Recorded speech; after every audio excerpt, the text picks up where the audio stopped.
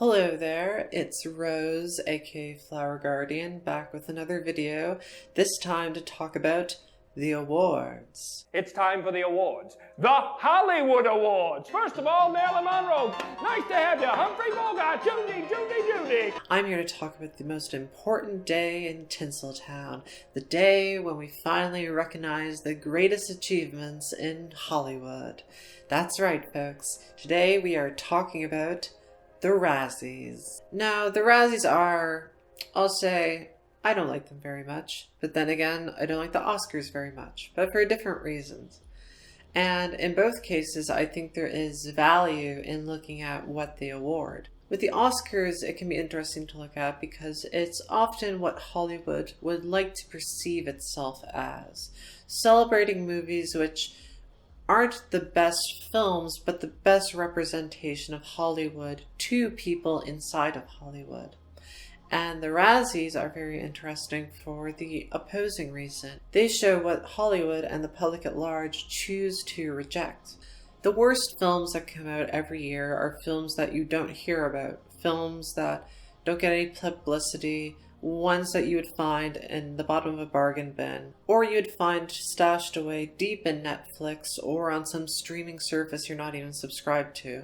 No, the Razzies instead are about films which actually cause a reaction in the public, which are somehow noteworthy in how they are perceived as bad. These films can also reflect social biases. You'll notice a lot of the films picked by the Razzies either aim at a young female audience or they lean into camp. A lot of the films picked to be Razzies become cult classics in the gay community, such as Mommy Dearest, Showgirls, Xanadu, Cruisin. So really, the Razzies aren't picking what the worst films are. They're just the ones that go against what is considered good taste by critics and by general audiences. And good taste, in my opinion, is a very overrated metric. So with that, let's dive into some of my favorite Razzie-nominated films. Just so you know, for this category, I only looked through the worst picture and the worst director categories. Of course, there are bizarre choices for all the categories, but it's my feeling that worst picture and worst director are most representative of the films whose style or content was most offensive or unappealing to general audiences. So with that, let's dive in. A little slow tonight, isn't it?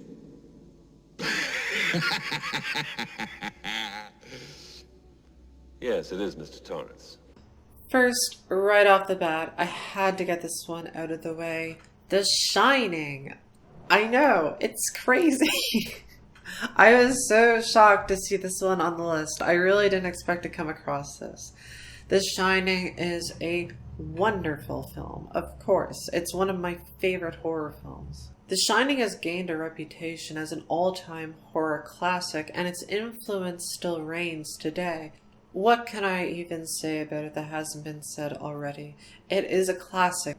It's a story that everyone has come to know, of a family going to stay at a hotel to take care of it over the winter, as the father of the family slowly slips into madness.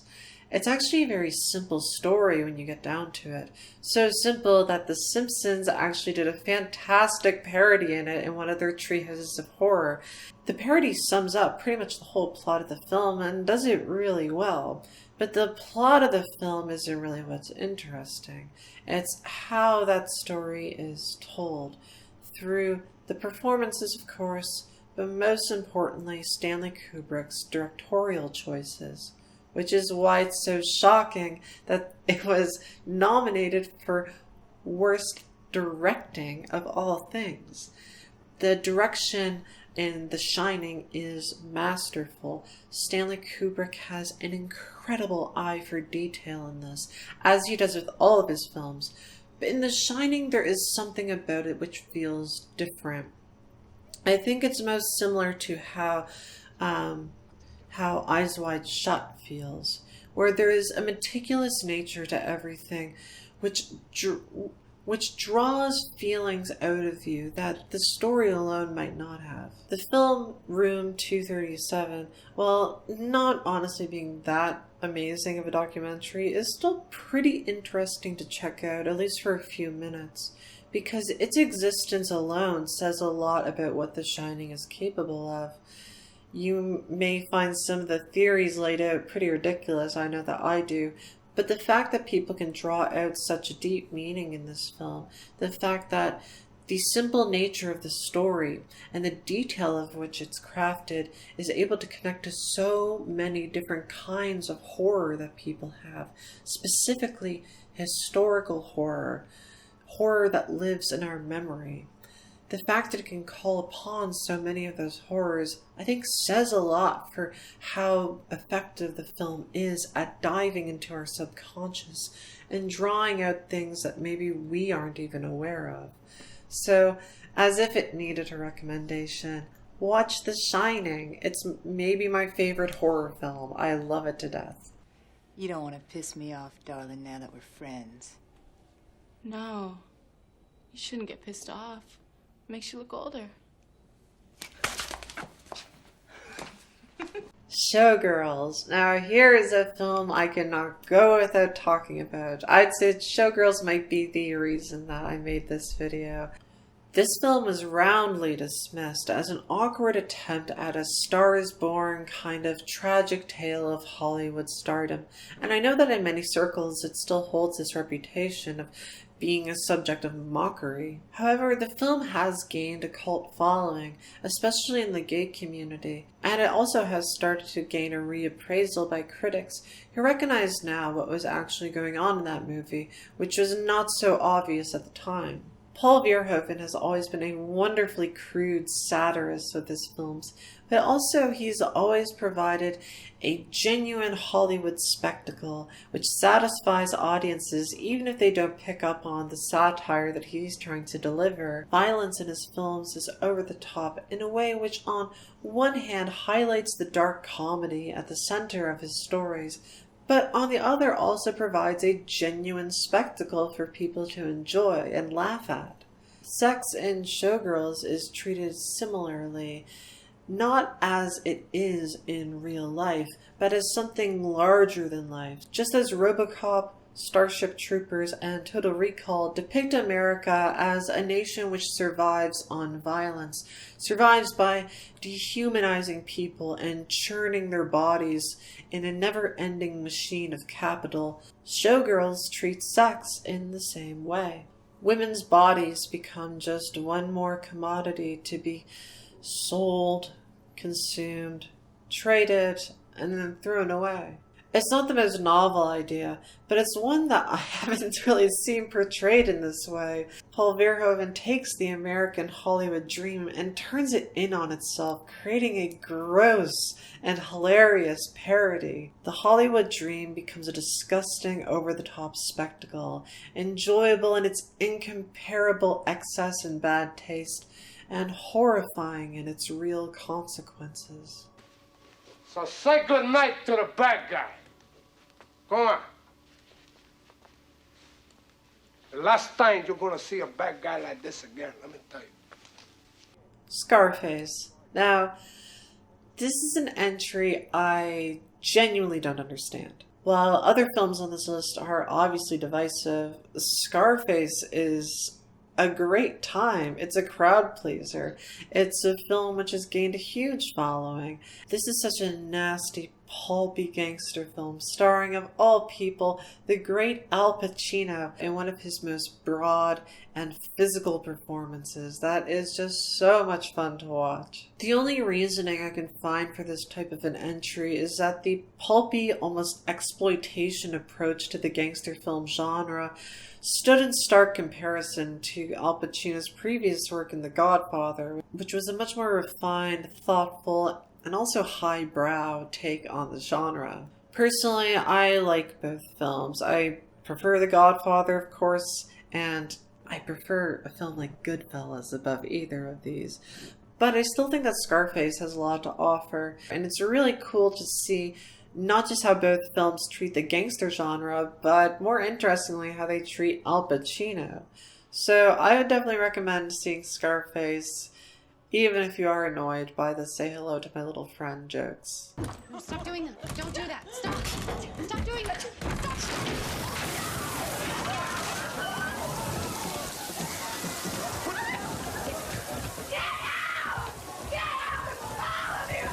What happened?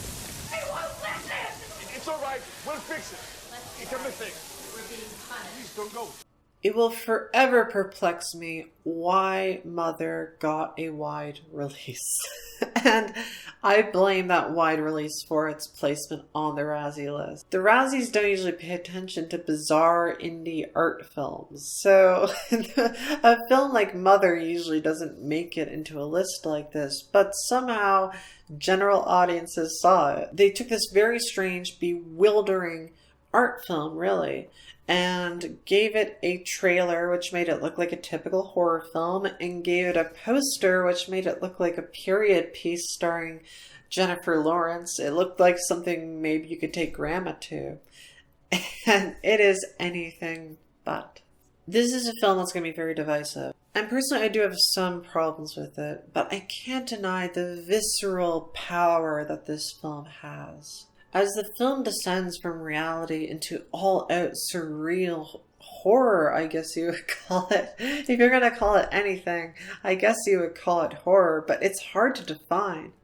As the level of surrealism increases, and as our grasp of time is lost, the production itself starts to increase in its complexity until you reach this place where the house that this film takes place in is just filled with dozens and dozens of extras, all blocked very precisely, moving in huge crowd formations, causing this very exciting imagery of just so many people clamoring over each other, which is just really exciting to watch and is the kind of thing that I think will influence filmmakers for some time to come. Because despite what issues you may have with the story of it, the kind of production that Mother draws out of that story is just so compelling that you could definitely take that style of production and apply it other places. Well, I personally was most affected by the more underlying tension of the first part of the movie. I just really do appreciate the heights that this film was willing to go to. Even if it doesn't work for everybody, I think it's worth giving a shot because I know a lot of people will get something pretty powerful out of it. And for me, I'm glad that I watched it, and we'll probably watch it again soon. You're gonna go to war. That son of a bitch brought the war to us 2 years ago. Jesus, Alfred, count the dead.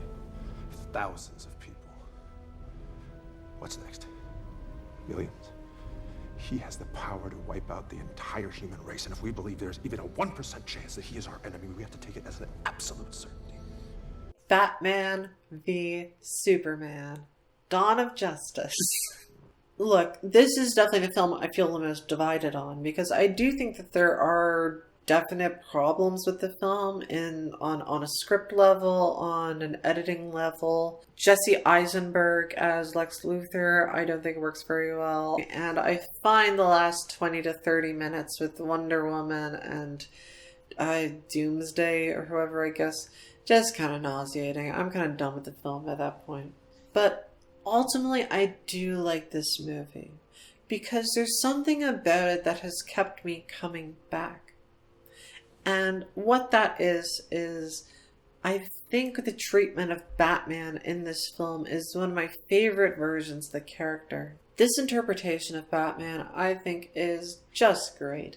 Not as some kind of noble crime-fighting hero, but as a very scared victim of trauma, lashing out at the world.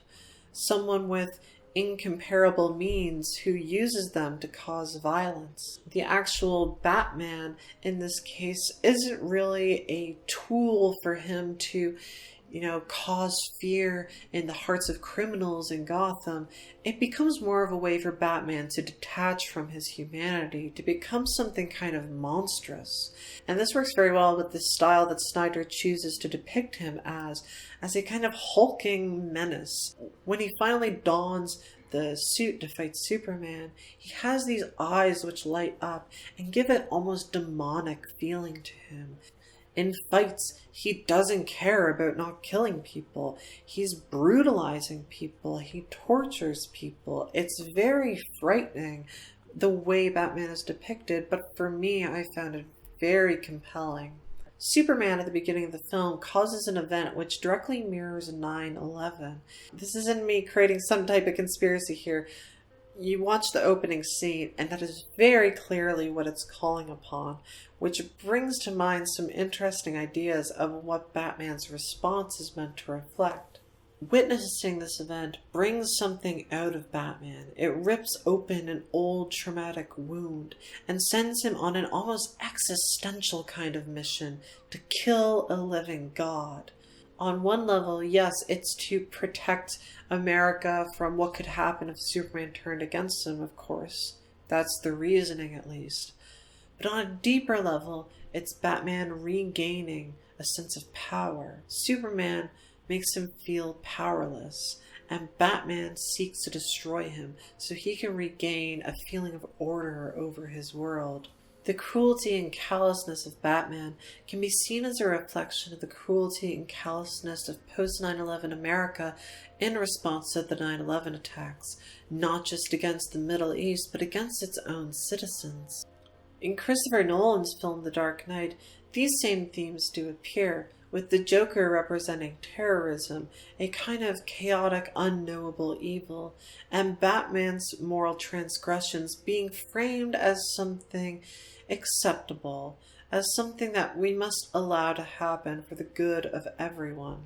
But unlike in Christopher Nolan's version of the story, where Batman's ethical transgressions are justified by the threat the Joker poses, in this version of the story, Batman is depicted as vicious and cruel, and the story really comes to an end when he can finally recognize the monster that he has become.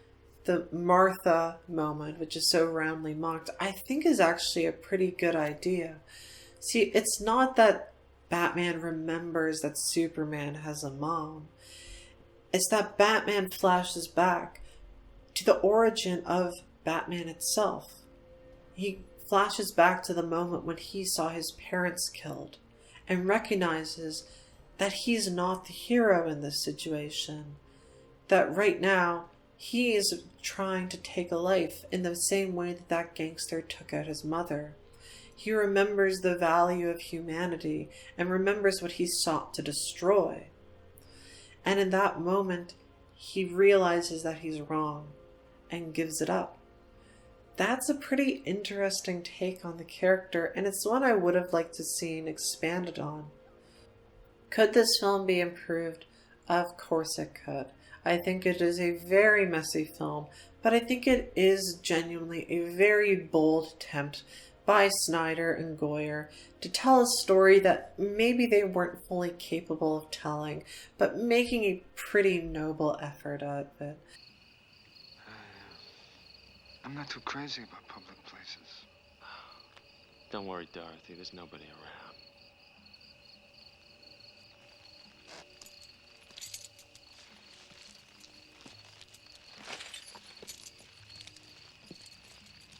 Cruising is the kind of movie that you throw on at the dead of night. It is a 2 a.m. kind of movie. It is dark, nasty, seedy, and boy, I enjoyed it. Its style constantly balances between being cool and seductive and being oppressive and terrifying. Though it was criticized for maybe causing a bit of gay panic, sensationalizing gay life, and I will say absolutely it's sensationalizing gay life. None of the things it says about handkerchiefs or whatever are true. Gay clubs do not look like that, okay? But for me, I enjoyed this stylized take on it. I was actually working at a gay club at the time that I watched this, and I really enjoyed seeing that world kind of flipped upside down. It was a joy seeing that kind of environment portrayed in this moody kind of exploitation style. It's very in line with Kenneth Anger's work, particularly obviously Scorpio Rising, which is a really fantastic short film I would recommend watching. You can find it on YouTube. Maybe this film doesn't offer the most nuanced take on gay or trans life, but it does offer a very seedy, exploitative version of that life, which is rarely executed with this level of style to this effect. And for that reason, I enjoyed it. I would love to see this at a midnight showing. It's just the right kind of cool and nasty for me. Ever kill a man yourself, Canton? Mr. Champion, my grandfather was the Secretary of War to Harrison. His brother was a governor of the state of New York. My brother-in-law is the Secretary of State. And to you, I represent the full authority of the government of the United States and the President. Fuck him, too. Bravo, sir.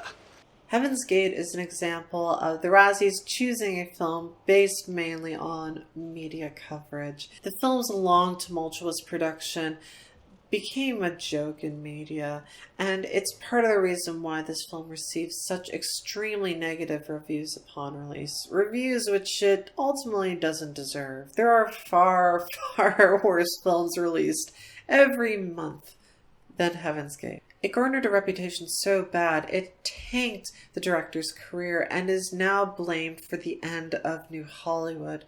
Does it deserve the blame for ending New Hollywood? No, it's just a scapegoat. And does it deserve the hate it received? No. This film has a lot to offer. While the story of Heaven's Gate I will admit to finding pretty dull, I also found Deer Hunter pretty dull, I'm sorry to say. I know that film is greatly loved, but it wasn't my thing. So it wasn't a surprise to me watching Heaven's Gate and finding the story not all that spectacular. What did surprise me was how much I enjoyed the directorial choices which Michael Cimino was roundly mocked for. The natural lighting, which disrupted the production for weeks, looks gorgeous. And really, I think, justifies what Michael Cimino is doing. I'm sure there were better ways to handle this type of production, but as an artist, the thing he was chasing was ultimately worth it, I think. It was ultimately a good choice. The roller skating scene in particular was mocked roundly for how cumbersome it was to film. The amount of extras, the construction of the set, teaching these actors to roller skate and do this complex choreography, it was all made fun of because it's not even that important to the plot. But it was my favorite scene in the film. It's so stunning to look at. The choreography is so wonderful, and I've just never seen something like this on film before. I love that scene. I think it's fantastic. So it's ultimately a film whose story I probably won't think about all that much, but whose just visuals and environment are going to stick with me for a long time. And for that alone, I do not think it deserves the heinous reputation it has received. I think we should all get inside the tent. All right. Let's not light a fire tonight. Yeah. It's because 2 nights in a row we've lit a fire. We didn't light one the first night. And nothing happened. We light fires, they know. I haven't heard anything follow us. We should even turn that light off, too. All right. Anything that's going to attract attention to us at this point. The Blair Witch Project. I was surprised to see this one too because, again, this is a very influential horror film. It's one of the earliest found footage horror films, and I would argue still probably one of the best. While complaints about the pacing of the middle section I think are justified, I think it's important to remember the context that this film came out in. The pacing of the middle section is kind of dull, but that's mainly because we know that it's a movie and we expect it to be paced like one. If you really thought that this was a collection of found footage, I think it would play very differently. But of course it's a little hard to put us back in that kind of mindset. But even though I think there are some problems with the pacing in the middle that do kind of lose me, those issues aren't a big deal to me because it adds to this feeling of amateur filmmaking. It does feel like a collection of footage that you're watching, and that ultimately lends a lot of power to the more effective moments of the film. In particular, the ending, which I would still consider one of the most terrifying things I've seen in a movie. The ending of the Blair Witch Project is one of the few times where I have been kept awake by a film. The final sequence of these two people going through the house, one with the microphone, one with the camera looking for their friend. This disconnected audio and video is such a creative way of showing what this type of format could be capable of, what the found footage genre could do. Because that kind of sequence wouldn't have worked in a regular horror film. It requires found footage to be effective, and it's tremendously effective, all building towards the final image of the film, which is seared into my brain forever.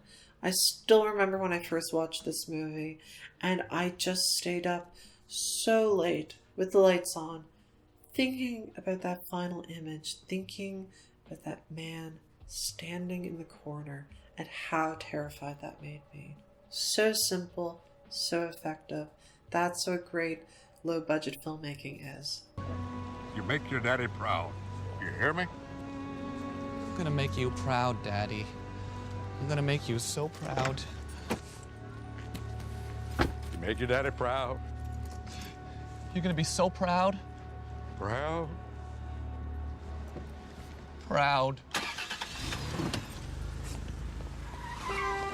Get the fuck out of the way! Freddy Got Fingered. I am doing exactly what Roger Ebert always feared, and I am praising Freddy Got Fingered. I really like this movie. I'll be straight up, I think this movie is so funny. Freddy Got Fingered, the creation of Canadian prankster Tom Green. In many ways, this film feels like Tom Green's greatest prank. And honestly, I think if it was released now, people would catch on to what it's doing a lot more. It's filled with a kind of dark, satirical tone, I think very in line with a film like Tim and Eric's $1 Billion Movie or a lot of sketches on the Eric Andre Show, with this very intense, aggressive, physical approach to comedy, which is quite shocking to behold. What's odd for me is I actually don't care for films like American Pie. A lot of gross-out comedy just isn't my thing, honestly. But Tom Green's approach to this genre I find absolutely hilarious, because Tom Green will take a gross-out joke, make it really gross, and then keep adding to it, keep taking it another step further, keep following it through to a logical conclusion in a way that is just so insane and mind-bending. I like the feeling it gives me where I'm just so overwhelmed by what I'm seeing that it's like my mind breaks and I just start laughing. That's really fun. Tom Green makes you feel stupid watching his film in a way which is very entertaining, very, very funny. And also on top of that, there's also just a lot of small little details I find very funny in the film too. Rip Torn's performance is awesome. I don't even know if he knows what type of film that he's in, but he gives a great performance. Surprisingly straightforward too. At times this film feels like it's being aggressive or antagonistic towards its audience. It's like it wanted to upset critics. I feel that must have been the film's intention above all. Tom Green being this prankster, this film feels like a prank on critics and audience members and how intent it is on upsetting you. And I appreciate that kind of deviousness and that commitment to complete idiocy. Tom Green, great job. Freddy Got Fingered is fantastic. I love it. And of course, the film I need to close out on is the film which will likely win the Razzies tonight. It's Cats, everyone. Tonight is a magical night where I choose the cat that deserves a new life.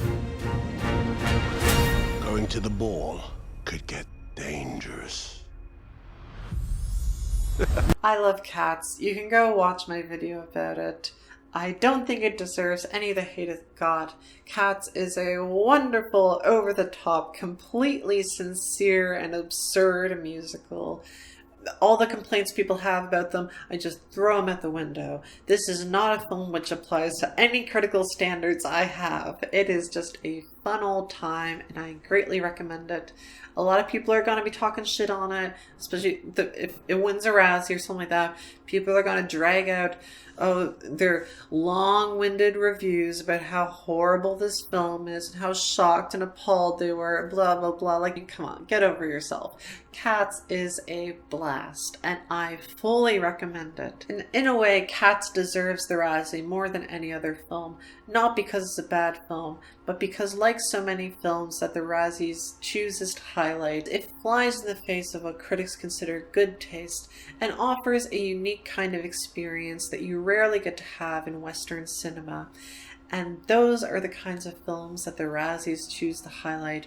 Those are the films general audiences tend to hate, and those are the films which I prize. So both awards ceremonies are pretty much bunk, but they do have some use if you know what you're looking for. And I'll tell you, out of the list of films I've just provided, I would rather watch any single one of them. I would rather watch all of them in a row than rewatch Best Picture winner Green Book from last year. If that is what is considered the best film of the year, then my God, I should stick to trash. Alright, that's all for me now. No, I'm not going to talk about the Oscar noms. So enjoy your Hollywood awards, but don't take them too seriously, guys.